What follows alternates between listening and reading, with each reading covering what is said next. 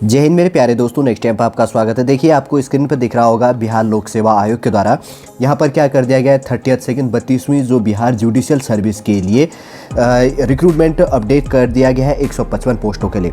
पूरा इन्फॉर्मेशन इस वीडियो के अंतर्गत पर हम जानेंगे, जो भी आपके फॉर्म भरने के लिए इंपॉर्टेंट इन्फॉर्मेशन हो जाता है। इससे पहले हम आगे बढ़े, यदि आपके द्वारा हमारे इस चैनल नेक्स्ट टाइम को सब्सक्राइब नहीं किया तो सब्सक्राइब कीजिएगा तथा बेल आइकन को प्रेस कीजिए, ताकि जो भी कंटेंट जो भी इन्फॉर्मेशन हमारे द्वारा आप लोग के लिए प्रोवाइड किया जाता है तो उसका नोटिफिकेशन आपके पास टाइम पर उपलब्ध हो जाएगा। जैसे स्क्रीन पर दिख रहा होगा, बिहार लोक सेवा आयोग के द्वारा क्या कर दिया गया, लगभग 155 पोस्टों के लिए यहाँ पर रिक्रूटमेंट अपडेट कर दिया गया है जुडिशियल सर्विस के लिए। ठीक है, अब देखते हैं इसमें आपके फॉर्म भरने के लिए इंपॉर्टेंट इन्फॉर्मेशन क्या चीज़ हो जाता है। अगर यहाँ पर रिक्रूटमेंट की बात करें तो अनरिजर्व कैटेगरी के लिए यहाँ पर जो दिया गया है पदों की संख्या, जो टोटल वैकेंसी 61 है, 61 पोस्टें यहाँ पर दी गई है और 35%, जैसे कि यहाँ पर लिखा गया कि 35% क्षैतिज आरक्षण के फलस्वरूप महिलाओं के लिए अनुमान्य पदों की कुल संख्या कितनी है 22 पोस्टें यहाँ पर होगी। सेकेंड नंबर की बात करें तो आर्थिक रूप से कमजोर वर्ग के लिए 15 पोस्टें और 35 जो फीमेल के लिए यहाँ पर रिजर्वेशन बेस के अंतर्गत पे तो 4 पोस्टें इसमें अपडेट है। थर्ड नंबर की बात करें तो अनुसूचित जाति के लिए 29 पोस्ट और 35% जो यहाँ पर रिजर्वेशन है फीमेल कैटेगरी के लिए तो 7 पोस्ट अपडेट है। अनुसूचित जनजाति के लिए 2 पोस्ट है और यहाँ पर रिजर्व की बात करें तो फीमेल कैटेगरी 35% रिजर्व देने के बाद में 1 पोस्ट। उसके बाद की बात करें तो अन्य पिछड़ा वर्ग के लिए 30 पोस्ट है और 35% रिजर्व फीमेल को देने के बाद में पिछड़ा वर्ग के लिए कितनी है 10 पोस्ट होगी।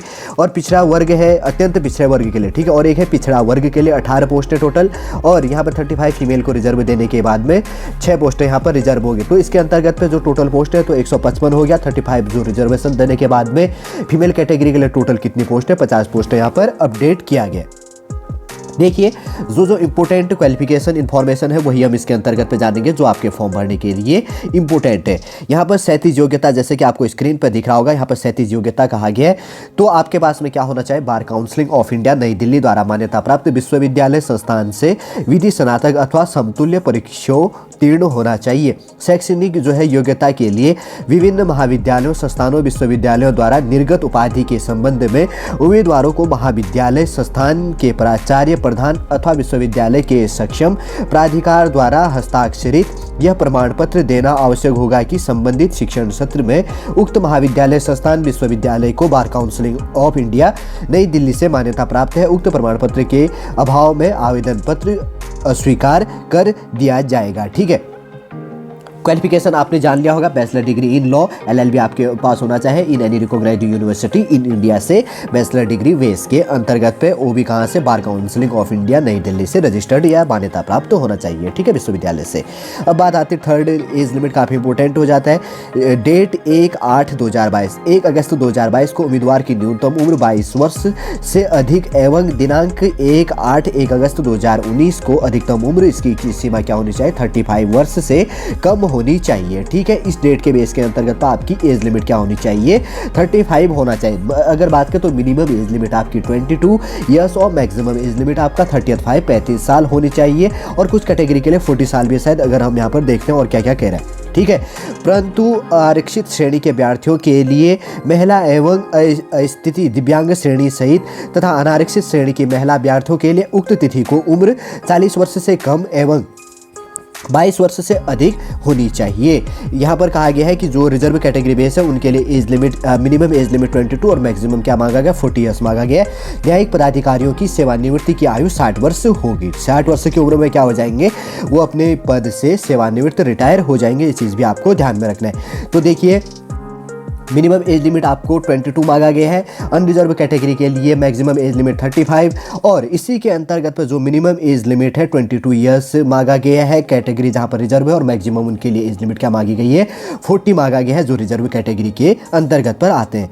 ठीक है, अगर बात करें तो यहाँ पर क्या क्या कहा गया है कि जो एग्ज़ाम होना है तो प्रश्न पत्र जो सामान्य अध्ययन का होगा 100 मार्क्स का होगा, जो सेकेंड क्वेश्चन पेपर होगा आपका जो होगा तो वो विधि का होगा तो कितना होगा 150, मतलब आपका सिलेबस लॉ संबंधी होगा 150 नंबर का ये होगा। ठीक है, ध्यान रखना है क्वेश्चनों को OMR बेस के अंतर्गत आपका क्या होना है, इसके अंतर्गत पे एग्जाम होना है। देखिए, अगर फॉर्म भरने के डेट संबंधी वैसे तो मैं बता देता हूं कि आप एप्लीकेशन फॉर्म भरना स्टार्ट करेंगे 27 फरवरी 2023 से और कब तक 27 मार्च 2023 तक। ठीक है, आपका पेमेंट करने का जो प्रोसेस है वो आप 27 कब तक कर सकते हैं, मार्च तक कर सकते हैं। और जो आपका करेक्शन लास्ट डेट होगा तो 3/4/2023 मतलब 3 अप्रैल 2023 तक क्या कर सकते हैं आप करेक्शन कर सकते हैं। और जो इसका एग्जाम डेट होगा जल्दी नोटिफाई कर दिया जाएगा, वो हम आप लोग को प्रोवाइड कर देंगे जब आपका एग्जाम हो रहा है। कितनी वैकेंसी, क्वालिफिकेशन बता दिए, कैटेगरी वाइज यहाँ पर रिक्रूटमेंट अपडेट कर दिया गया है। जनरल ओबीसी और अदर स्टेट के स्टूडेंटों के लिए कितनी है, यहाँ पर 600 रुपये फॉर्म फीस है। ST SC और PH बेस के फिजिकल एंड के बेस के लिए 150 रुपये फॉर्म फीस है। फीमेल कैटेगरीज के लिए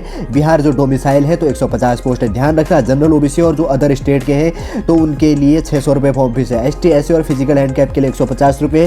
फीमेल कैटेगरी जो अगर बिहार के ही डोमिसाइल बेस अगर आपके पास डॉक्यूमेंट है तो आपके पास आपका कितना होगा, फॉर्म फीस 150 रुपये होगा। देखिए, जो फर्स्ट आपका GS का पेपर होना है इसी के अंतर्गत पर, तो इसमें क्या दिया गया है, यहाँ पर दिया गया है कि सामान्य ज्ञान आपको जनरल नॉलेज इंक्लूड किया जाएगा करंट अफेयर बेस के अंतर्गत पे।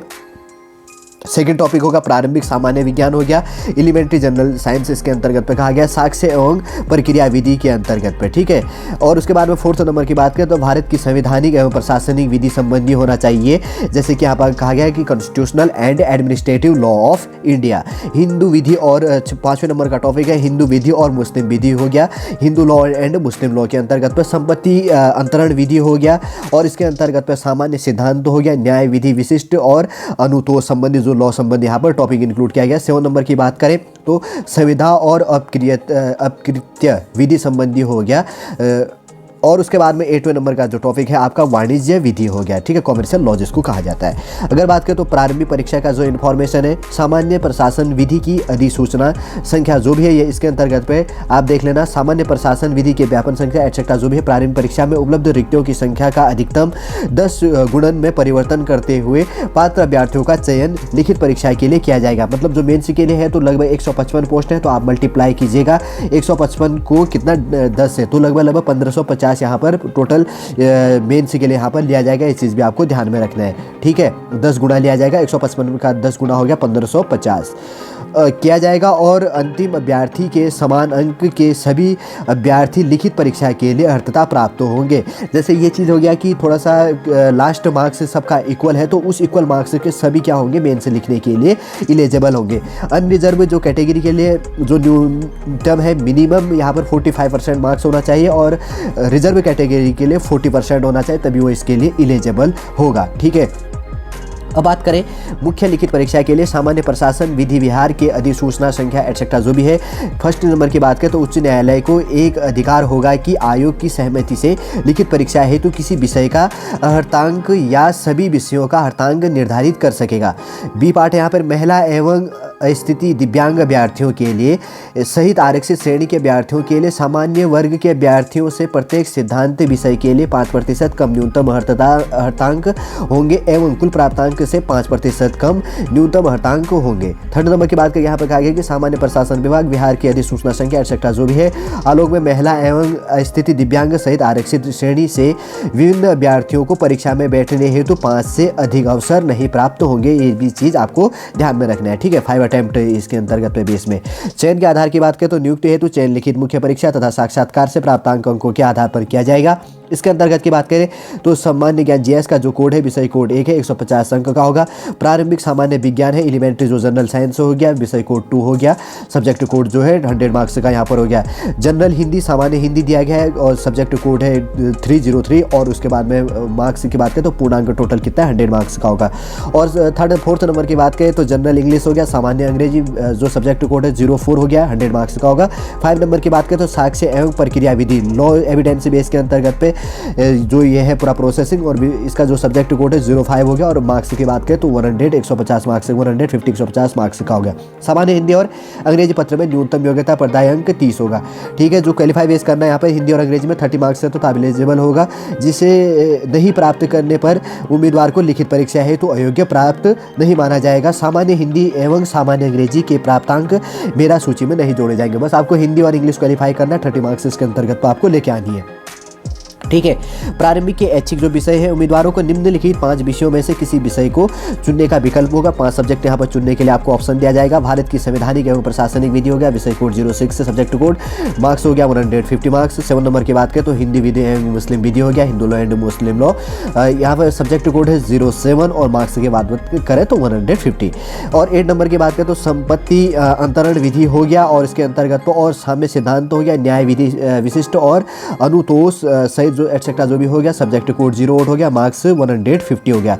9 नंबर की बात करें तो संविदा और अपकृत्य विधि हो गया यहाँ पे, तो इसका सब्जेक्ट कोड है 09 और मार्क्स की बात करें तो 150 हो गया। 10 नंबर की बात करें तो वाणिज्य विधि हो गया, कॉमर्शियल लॉ हो गया, सब्जेक्ट कोड 10 है और मार्क्स की बात करें तो 150।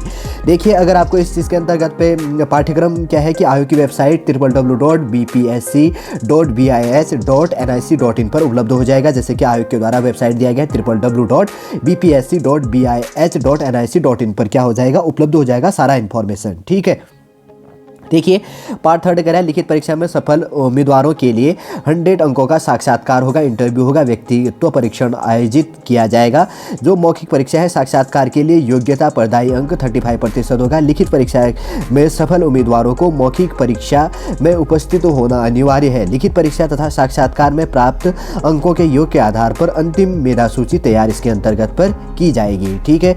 और तो एटसेट्रा इन्फॉर्मेशन है, अनरिजर्व कैटेगरी का आप पढ़ सकते हैं और चीज़ों भी आपके जानने के लिए है, और जो चीज़ यहाँ पर मिलता है तो वो चीज़ हम ध्यान देंगे। ठीक है।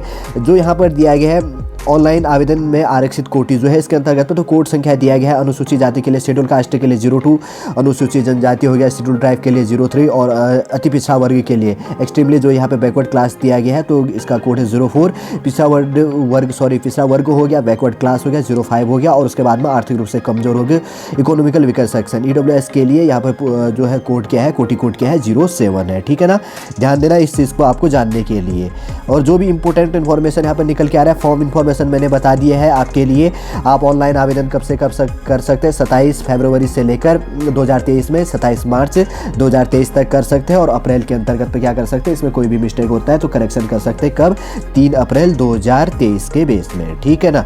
और इम्पोर्टेंट इन्फॉर्मेशन संबंधी जो यहाँ पर रिक्रूटमेंट अपडेट है, बिहार BPSC 30th सेकेंड, ठीक है, 32वां जो है बिहार जुडिशियल सर्विस के लिए जो रिक्रूटमेंट 155 पोस्टों के लिए अपडेट किया गया था। जो भी आपके फॉर्म भरने के लिए इंपॉर्टेंट इन्फॉर्मेशन यहाँ पर से निकल के आता था कि कैसे आप इसको अप्लाई कर सकते हैं, अप्लाई करने की प्रोसेस क्या है, सिलेबस क्या है, एटसेट्रा, और इसका सिलेबस क्या है, पूरा इन्फॉर्मेशन इस वीडियो के अंतर्गत आप लोग के लिए प्रोवाइड करने की कोशिश की गई है। उम्मीद करूंगा दोस्तों इन्फॉर्मेशन आपको अच्छा लगा होगा। यदि आज का इन्फॉर्मेशन आपको अच्छा लगता है लाइक कीजिए, कमेंट कीजिए और हमारे चैनल नेक्स्ट टाइम को सब्सक्राइब कीजिएगा। वापस हम नेक्स्ट क्लास के अंतर्गत आपसे मिलेंगे। जय हिंद।